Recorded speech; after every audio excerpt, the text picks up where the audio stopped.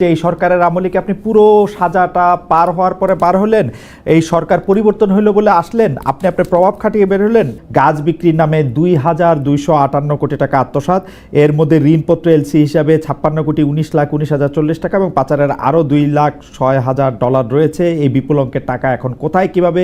পাশাপাশি আপনি এবং আপনার স্ত্রী দুজনেই কানাডার নাগরিক। আপনারা যদি আপনার স্ত্রীর যদি জামিন হলে আপনারা আবার কানাডায় চলে যাবেন কিনা, রফিক ভাই?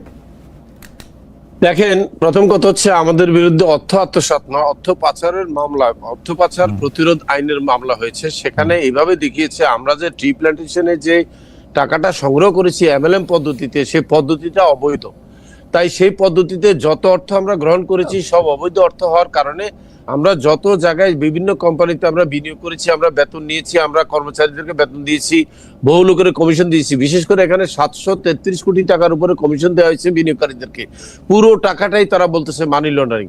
আমি কিন্তু 410 কোটি টাকা এনবিআর কে ট্যাক্স দিয়েছি, এটাও মানি লন্ডারিং। খেয়াল করতে হবে আপনাকে, এখানে কোনো টাকা আত্মসাৎ হয় না। আমাদের কোনো পরিচালকে আত্মসাৎ করেছে মর্মে আমাদের অ্যাকাউন্টে টাকা গিয়েছে, এটা দুদক প্রমাণ করতে ব্যর্থ হয়েছে, এটা হয়নি। এখন কথা হচ্ছে তাইলে সাজাটা কিভাবে হলো? সাজাটা হয়েছে আমরা এটার জন্য রেসপন্সিবল, কথাটা খেয়াল করেন। আমরা এমএলএম পদ্ধতিতে এই ব্যবসাটা চালিয়েছি। এখন এমএলএম পদ্ধতি কি, সেখানে বলতে চাইছে দুদকের উকিল যে এমএলএম পদ্ধতি তৎকালীন সময় অবৈধ পদ্ধতি ছিল। এবং এখানে কিন্তু জজ সাহেবের সামনে আমাদের যে এসানোলক সমাজে আমাদের বিজ্ঞ আইনজীবী উনি বলেছেন তৎকালীন সময় যে এমএলএম অবৈধ ছিল এই মর্মে আপনাদের কোনো নথিপত্র আছে কিনা, বলে নাই। তাহলে শুনেন এখন সাক্ষী কি বলতেছে, বাদী। উনি বলতেছে উনি ম্যাথামেটিক্সে ইউনিভার্সিটি থেকে মাস্টার্স করেছেন, উনি ওনার জ্ঞান দিয়ে বুঝছেন যে এমএলএম একটা অবৈধ ব্যবসা। এ হচ্ছে ওনার উত্তর। আপনি বলবেন যে আমি এটা সত্য মিথ্যা বলতেছি, প্রমাণ কি? জাস্ট উনি কি বলেছে, ওনার টেস্টিফাই যে জিনিসটা প্রিন্টেড আছে, উনি তো সাক্ষী দিয়েছেন, এটাতে সব কম্পোজ হয়েছে। আপনি এগুলার কপি দেখেন, আপনারা দেখবেন হাস্যকর উত্তর দিয়েছে। তো এইখানে কিন্তু আমাদের বিরুদ্ধে কোনো কিছু অর্থ আত্মসাতের প্রচার বা হয়নি, প্রমাণ হয়নি। যেটার জন্য আমাদেরকে সাজা দিয়েছে, আমার বউয়ের অ্যাকাউন্টে কোনো টাকা যায়নি, আমার অ্যাকাউন্টে যায়নি। তাইলে কিভাবে সাজা দিল? বাংলাদেশ ব্যাংক একটা রিপোর্ট দিয়েছে যে আমি এবং আমার ওয়াইফের অ্যাকাউন্টে 11 বছরে টোটাল যৌথ অ্যাকাউন্টে 81 কোটি টাকার লেনদেন হয়েছে, কথাটা খেয়াল করেন। সেখান থেকে আমরা 71 কোটি টাকা উঠিয়ে খরচ করেছি, আর 9 কোটি টাকা স্থিতি আছে। তাদের একটা ধারণা যে এই টাকাটা এই অবৈধ টাকা থেকে আসছে। তখন আমি বলেছি এই একই টাকার ফিগার দিয়ে তো আমাকে 22 সালে একবার সাজা দিলেন। কারণ 22 সালের যে মামলা, খালিদ ভাই শুনলে আপনি অবাক হবেন, 22 সালের যে মামলা আমাকে সাজা দিয়েছে 12 বছর, সেখানে এই একই 81 কোটি টাকার কথাই বলেছে দুদক। বলেছে ওনার এবং ওনার স্ত্রী অ্যাকাউন্টে 81 কোটি টাকা ঢুকেছে, 71 কোটি টাকা উঠেছে, 9 কোটি টাকা আছে। অদ্ভুত ব্যাপার হলো একই ঘটনা দিয়ে দ্বিতীয়বার মামলা করেছে। যে কারণে হাইকোর্টে যখন আমি 2016 সালে যখন প্রাথমিক জামিনটা পাই, সেখানে রুহুল কুদ্দুস সাহেব পরিষ্কার লিখছে যে আমি লক্ষ্য করেছি যে এইখানে দুইটি মামলাতে একই মানি ফিগার উল্লেখ করা হয়েছে। যদি একই মানি ফিগার হয়ে থাকে তাহলে একই অভিযোগের জন্য দুইটা মামলা পাশাপাশি চলতে পারে না, সুতরাং তাদের জামিন দেওয়া হলো। এইভাবে কিন্তু আমাদেরকে 2016 সালে জামিন দিয়েছিল হাইকোর্ট, কিন্তু দুদক প্রভাব খাটিয়ে সে জামিনকে তারা করেছে, বাতিল করেছে এবং নতুন করে একটা আমাদের বিরুদ্ধে রায় করিয়েছে। আমরা যেন হ্যাঁ বলেন। আমি যেটা বলতে চাচ্ছি, আমাদের বিরুদ্ধে আমাদের অ্যাকাউন্টে কোনো টাকা যায়নি। আরেকটা যে বলছিলাম আমি সেটা উত্তর দিই। আমার ওয়াইফ বা আমরা কিন্তু কানাডার নাগরিক 2000 সালেও নয়, যখন কোম্পানি শুরু হয়। আমরা 93 সাল থেকে নাগরিক। নাগরিক থাকার অর্থ এই নয় যে আমরা পালিয়ে চলে যাব। দেখেন পালিয়ে চলে গেল বা কি, টাকা তো আমার কাছে না ভাইয়া, টাকা তো অ্যাকাউন্টে পড়ে আছে। আপনি বুঝেন না কেন? সম্পত্তির মধ্যে পড়ে আছে। আমি রফিকুল আমিন পালায় যাওয়ার কথা বলতেছেন কেন? আমি একটা সুন্দর ব্যাখ্যা দিই। ধরেন কোন একটা দৈবাত অ্যাক্সিডেন্টে রফিকুল আমিন এবং তার স্ত্রী মারা গেছে, তাই বলে কি লোকজনের টাকা তারা পাবে না? অবশ্যই পাবে। কারণ সম্পত্তি কিনেছি আমরা, কোম্পানির নামে সম্পত্তি কিনেছি, ওই সম্পত্তি বিক্রি করে মানুষের টাকা দিয়ে দিবে। আমার মরে যাওয়া বা আমার চলে যাওয়ার সাথে তাদের টাকা ফেরত পাওয়ার সম্পর্কটা কি? আর মানি রিসিট কি খালিদ ভাই এইভাবে লেখা হয়েছে যে রফিকুল আমিনকে টাকা দিচ্ছে, নাকি মানি রিসিট হয়েছে ডেস্টিনির নামে? বলেন তো আপনি। না সেটা ঠিক আছে। আমার এখানে দুইটা প্রশ্ন। একটা প্রশ্ন হচ্ছে যে আপনি মারা যাওয়ার কথা বললেন বা আপনি চলে যাওয়ার কথা বললেন, আপনি যে এতদিন কারাগারে ছিলেন, আপনাকে যারা বিনিয়োগ করেছেন, আপনার কথা শুনে যারা উৎসাহী হয়ে গাছ কিনেছেন বা গাছে বিনিয়োগ করেছেন, তারা কি তাদের টাকা পেয়েছেন? আসলে তারা পাবেন, কিন্তু আইনি কেন বুঝতে হবে আপনাকে। আপনি কারাগারে থাকলে মানে এটা কেমন কোম্পানি? আপনি কারাগারে থাকতে পারেন, আপনার সিস্টেম কি তাদেরকে টাকা দিতে পেরেছে? আসলে পারে নাই, কারণ দুদক সিস্টেমকে লক আপ করে রেখেছে। দুদক সমস্ত ব্যাংক অ্যাকাউন্ট বন্ধ রেখেছে, ট্রি প্ল্যান্টেশনের এবং দেশের সকল কোম্পানির সমস্ত সম্পত্তি তাদের কাস্টডিতে নিয়ে গেছে দুদক। শুধু নিতে বাকি রাখছে আমার বাচ্চাগুলোকে কাস্টডিতে তারা নেয়নি। দুদক মহা অন্যায় করেছে তৎকালীন সময়। স্বৈরাচারী সরকারের আমলে যে দুদক ছিল, এই দুদক আমাদের প্রতি নির্যাতন করেছে। আমি এটার প্রতিবাদ জানাই। সরকার পরিবর্তন হওয়ার ফলেই কি আপনি বেরিয়ে আসতে পারলেন? না, আমি পারি নাই, কারণ সরকার পরিবর্তন হয়েছে 5ই আগস্ট, আর আমি বেরিয়েছি পরবর্তী বছরের 15ই জানুয়ারি। আমি কিন্তু সাজা খেটে 3 মাস অতিরিক্ত সাজা খেয়ে বেরিয়েছি। আমি কোনো ফেভার পাইনি কোনো সরকারের। আপনি কি কোর্টের মধ্যে আপনি কি কোর্টের মধ্যে থেকে মোবাইল ফোন পরিচালনা করতেন, যেটি মানে বা মোবাইল ফোন ব্যবহার করতেন মানে কারাগারে? আমি আসতেছি 2020 সালের করোনাকালীন সময়। সেটা হচ্ছে 2016 সালে যখন আমাকে জামিন দেওয়া হলো, সিনহা সাহেব জামিন বাতিল করলেন। বাতিল করে জেল কর্তৃপক্ষকে বলে দিলেন যে রফিকুল আমিন দরকার হলে জেলে বসে ব্যবসা পরিচালনা করবে, লোকজনকে নিয়ে মিটিং করবে, সে তাদের সাথে যোগাযোগ করবে সুব্রতর মতো। ওই যে ভারতের সাহারা গ্রুপের সুব্রতকে যে ফ্যাসিলিটি দেওয়া হয়েছে যে কারাগারে বসে সে সবার সাথে যোগাযোগ করবে, সেম ফ্যাসিলিটি আমাকে দেওয়া হয়েছে। এবং আপনি যদি ওই রায়টা দেখতে চান, খালেদ ভাই আপনাকে আমি পাঠিয়ে দেবো ইমেল করে, আপনি রায়টা পড়ে দিবেন। সেখানে এই রায়টা কি কোনোভাবে ইনফ্লুয়েন্স মানে প্রশ্ন উঠে না, তখন তো হাসিনা ক্ষমতায়, বরং এই রায় দিয়ে আমার ক্ষতি করে দেওয়া হয়েছে। দিবে আমাকে জামিন, আমার জামিন রহিত করে আমার প্রতি অবিচার করেছেন সুরেন্দ্র কুমার সিনহা, যেটা আমি তাকেও দায়ী করবো। সে যে আজকে হাসিনার সম্বন্ধে সে বিভিন্ন রকমের কথা বলে, এই নাটকের নায়ক কিন্তু সে নিজ। আমাকে কেন আমার জামিনটাকে রহিত করে এই ধরনের একটা ক্যামোফ্লেজ ইয়ার মধ্যে ফেলাইছে যে আমি জেলে বসে ব্যবসা করতে পারবো, আমি জেলে বসে মিটিং করতে পারবো, রেজলিউশন করতে পারবো, ব্যাংক চেকে সই করতে পারবো। তারপর যখন এটা আমি স্বরাষ্ট্র মন্ত্রণালয়কে দেখাইলাম যে সুপ্রিম কোর্ট তো আমাকে সব ক্ষমতা দিয়ে দিছে, তখন স্বরাষ্ট্র মন্ত্রণালয় জানতে চাইছে তা আপনি এখন কি চান। আমি বলছি যেহেতু এখন করোনা, মানুষের সাথে সামনাসামনি কথা বলা যায় না, আমাকে মোবাইল ফোন ব্যবহার করার সুযোগ দেওয়া হোক। এবং তৎকালীন স্বরাষ্ট্র মন্ত্রণালয়ের সচিব, সুরক্ষা সচিব কিন্তু বলেছে প্রার্থীর এই আবেদনের প্রেক্ষিতে দ্রুত ব্যবস্থা নেওয়ার জন্য নির্দেশ দেওয়া হলো কারা কর্তৃপক্ষকে। এবং কারা কর্তৃপক্ষ জানে আমার এই ঘটনার পরে কিন্তু কারা কর্তৃপক্ষ কিন্তু একটা ইনভেস্টিগেশন করেছে। আপনাকে আমি বলি রিপোর্টটা কি ছিল। রিপোর্টে কারা কর্তৃপক্ষ বলেছে টিমটা যে 3 জনের কমিটি ছিল, তারা বলেছে রফিকুল আমিন ফোন ব্যবহার করার ব্যাপারে নির্দোষ। কারণ তার পারমিশন ছিল সুপ্রিম কোর্টে, আমি শুধু এই পর্যায়ে পারমিশন ছিল। জি, আমি শুধু এই পর্যায়ে পারমিশন ছিল। আমি শুধু এই পর্যায়ে একটা জিনিস জানতে চাই, তারপর আবার আমি একটু শওকত ভাইয়ের কাছে যাব। সেটা হলো যে এর আগে আপনি যখন কারাগারের বাইরে ছিলেন, আপনার বিরুদ্ধে যখন মামলাগুলি হয় নাই, যখন ডেস্টিনি আপনি চালাইতেছিলেন, তখন আমরা দেখতেছিলাম যে বিপুল সংখ্যক লোক আপনার পাশে দাঁড়িয়েছিলেন, বিপুল সংখ্যক লোক আপনাকে সমর্থন করেছিলেন, তারা আপনাকে নিয়ে অনেক আশা করেছিলেন। আজকে যখন আমরা এই অনুষ্ঠান করছি, আজকে যখন আপনি একটা রাজনৈতিক দলও করেছেন, তখন এত লোককে কিন্তু আপনার পাশে দেখছি না। আমি যখন আমার প্ল্যাটফর্মটি দেখছিলাম, আমি বারবার আমার প্ল্যাটফর্মটি আমি দেখতে থাকি। অন্য কোনো সময় আমার মনে আছে জনাব রফিকুল আমিন যখন ইন্ডিপেন্ডেন্ট টেলিভিশনে আমি থাকতে সময় যখন তিনি এটি বলছিলেন, আমাদের তখন এই রকম সোশ্যাল মিডিয়া ছিল না, শুধু মেসেজ নেওয়া যেত, একটা নাম্বার পুশ করে আমাদের সেই ব্যাপারটা হ্যাং করেছিল। এত বিপুল সংখ্যক লোক আপনাকে আসলে আপনার উপরে ভরসা রেখেছিল, আপনাকে সমর্থন জানিয়েছিল। এখন কিন্তু তার আমি যদি বলি কোয়ান্টিফাই করি, আমি 100 ভাগের 1 ভাগও দেখতে পাচ্ছি না।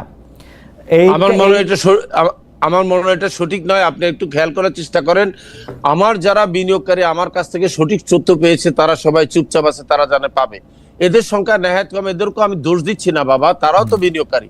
এখানে বিষয়টা হচ্ছে পারসেপশন, কে কাকে কোন দৃষ্টিভঙ্গিতে দেখতেছে। দেখেন, অর্ধেক পরিপূর্ণ গ্লাস কিন্তু আপনি বলতে পারেন এই গ্লাসটা হাফ ভরা, কিন্তু একজন চ্যালেঞ্জ করবে আপনাকে যে এটা হাফ খালি, আপনি তর্ক করে জিততে পারবেন না। না, তর্ক করে আমি জিততে পারবো না। কিন্তু প্রথম কথা হলো যে আমি অঙ্ক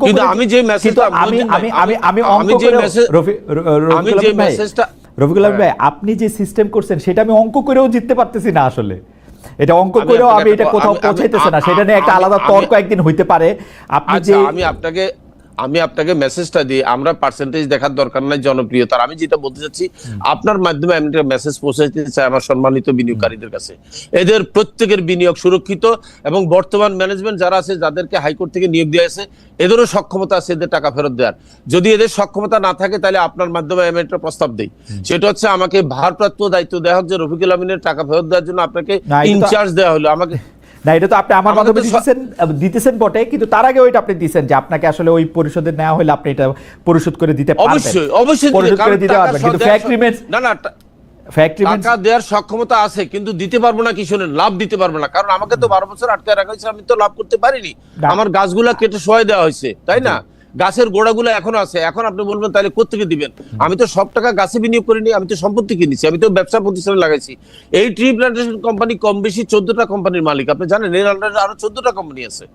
এই সব কিছুর মালিক কিন্তু 17 লক্ষ ডিস্ট্রিবিউটরেরা। রফিকুল আমিন ভাই, আমি তো বলছি, রফিকুল আমিন ভাই আপনি কিন্তু সাক্ষী থাকলেন, আমি আপনাকে বইলা রাখছি, অনেক অবশ্যই। দর্শক আমাকে অভিযোগ করতেছে তাদের কারো গাছ নাই, তাদের কারো বিনিয়োগ নাই, এবং আপনি এইখানে আইসে আপনার পক্ষে যে আপনি যুক্তি দিতেছেন আমি এইটা করতেছি আমার কোনো ব্যক্তিগত স্বার্থ থেকে নাকি আপনি আমার এইটা এই না, আপনি আপনি সত্য- আপনি আপনি আপনি সত্য- আপনি আপনার আপনি জায়গা সত্য থেকে উদ্ঘাটনে- আপনার জায়গা থেকে আমি আশা করব যারা আপনাকে বিনিয়োগ করছেন তাদের জন্য আপনি নিশ্চয়ই কথা ঠিক। এইটা নিশ্চয়ই আপনার তাহলে- মাথায় আছে বা মাথায় থাকবে আর কি। মহিউদ্দিন ভাই আপনি সত্যটাকে উদ্ঘাটন করার চেষ্টা করতেছেন, আই রেসপেক্ট ইউ, আমি জানি জি। আপনি সত্যটাকে তুলে ধরতে চাচ্ছেন দুই পক্ষ থেকে, এখানে আপনি কোনো পক্ষ নন, তাই না না? না, এটা তো এখন আপনি মুখে বললে হবে না, আপনি যদি আমাকে তলে তলে টাকা দেন তাহলে তো আর এটা না, আমি আপনি আপনাকে মুখে তলে বললে তলে তো হবে টাকা না। দিলে আপনি হবে বরং না। আপনি বরং আমি আপনার আপনাকে- বিনিয়োগকারীদের আমি টাকা পরিশোধ না। করেন, যারা যারা আপনার থেকে টাকা আমি- নিচ্ছে তাদের আমি টাকা আপনি আপনাকে- দিতে চেষ্টা করেন, সেইটা হবে না, হচ্ছে আমি যে বিষয়। আপনাকে- আমি আপনাকে তলে তলে টাকা দিলে এটা হবে মানি লন্ডারিং, আবার আপনাকে আমার ডলারে দিতে হবে, টাকা দিলে নিতে পারবেন না। আচ্ছা আচ্ছা ঠিক আছে। রাখা সেটা কি মানে এই সিদ্ধান্তটার পেছনে যদি আপনি একটু আমাদের কারণ বলেন।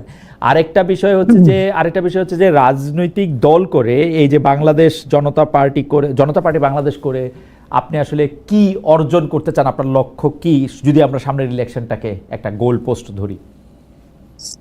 প্রথমত হচ্ছে ইলিয়াস কাঞ্চন সাহেব আমাদের সমাজে একটি সার্থক আন্দোলনের একটা সার্থক পুরুষ বলে আমি মনে করি।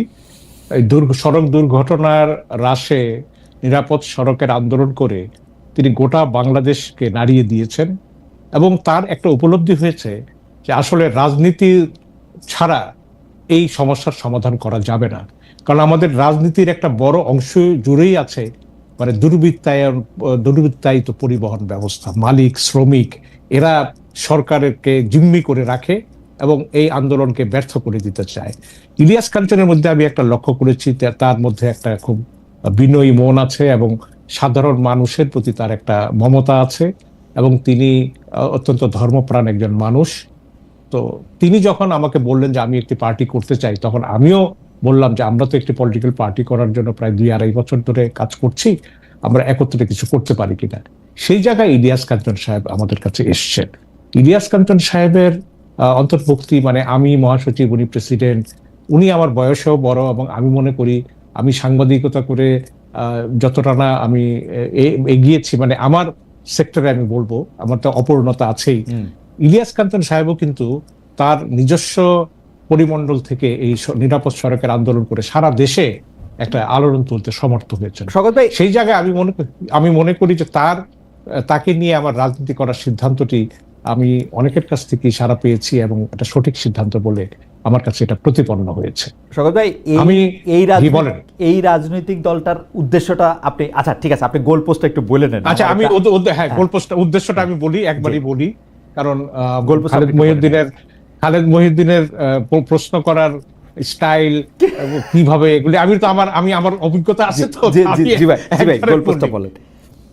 প্রথমত হচ্ছে যখন আমরা গত 2 বছর ধরে একটা চিন্তা করছি ওই ফ্যাসিবাদ থাকার সময় থেকে যে একটা আলাদা রাজনৈতিক দল করা উচিত, প্রথম উপলব্ধি সেটা হচ্ছে যে আমাদের রাজনৈতিক দলগুলো বিগত 15 বছরে জনগণের আকাঙ্ক্ষা পূরণ করতে পারেনি, তারা একটি গণ অভ্যুত্থান করতে ব্যর্থ হয়েছে।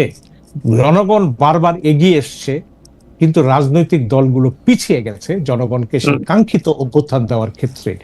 আমাদের ইনসাফ কায়েম কমিটির আদর্শ ছিল যে আমরা গণ অভ্যুত্থানকে এগিয়ে নিয়ে যেতে চাই, যেটা নিয়ে আমার সঙ্গে মত পার্থক্য হয়েছে, কিন্তু আলটিমেটলি তো তাই হলো। ছাত্ররাই এই রাজনীতিবিদদের পিছিয়ে থাকার কারণে ছাত্ররা এগিয়ে এসে সেই গণ অভ্যুত্থানটি সম্পন্ন করলেন।